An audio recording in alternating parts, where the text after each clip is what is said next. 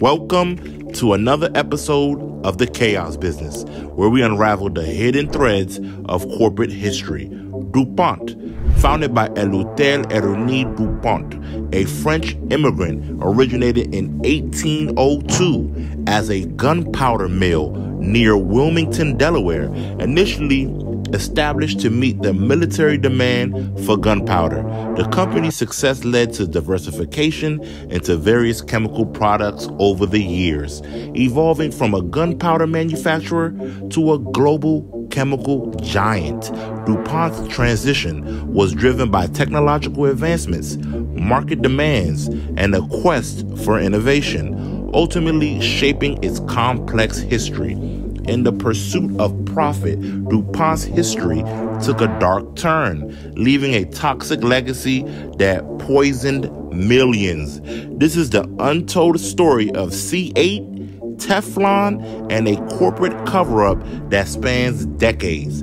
Internal documents show DuPont scientists were aware of C8's toxicity as early as 1961, conducting experiments on rats and even exposing volunteers to cigarettes laced with the chemical. In 1945, Teflon was first developed and later incorporated into various products such as stain-resistant carpets, microwave popcorn bags, outdoor furniture, and kitchenware. The PFOA compound crucial to Teflon was initially produced by 3M and subsequently transferred to DuPont. Despite a 3M memo advising against water disposal, DuPont released over 1.7 million pounds of PFOA into the water supply from 1951 to 2003. You and DuPont. What does a chemical company have to do with us?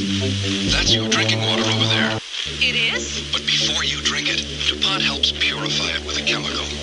What chemical? A chemical called ferric chloride, made by DuPont. Is the chemical still in it? No. Then where did it go? Here's how it works. When water has polluting particles like these, ferric chloride is added. It gathers these pollutants together and most of them settle to the bottom. Then they are easily removed from the water.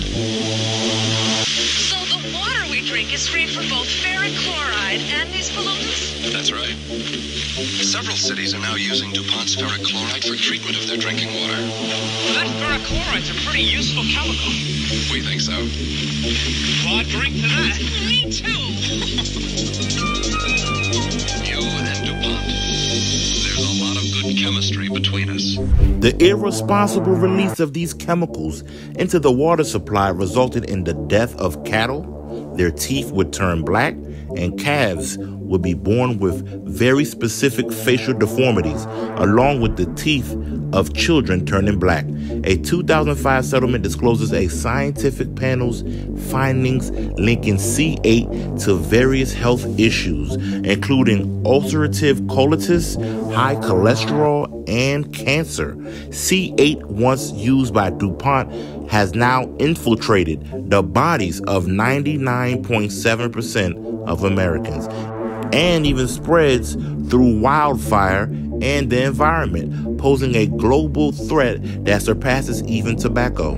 In the best of the rest of the news, DuPont Chemical has been engaged in an intense legal battle for the last 15 years about a man-made chemical called C8 that was used extensively in a number of products for much of the last century.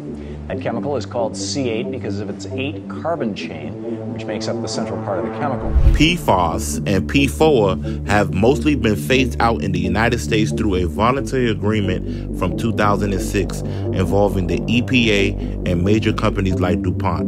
Nevertheless, these substances persist through imports. Limited research exists on alternatives like Gen X, produced by ChemHours, a DuPont spinoff. An EPA draft assessment in 2018 cited animal studies linking Gen X to effects on organs.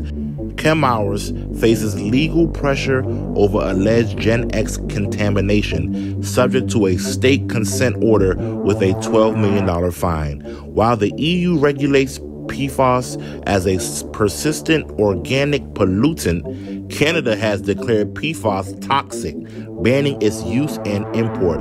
DuPont's irresponsible handling of chemicals, exemplified by incidents such as the release of substantial amounts of PFOA, has left a lasting legacy of environmental damage and health concerns. This serves as a stark reminder of the imperative for corporations to prioritize responsible practices to mitigate the far-reaching consequences of their actions.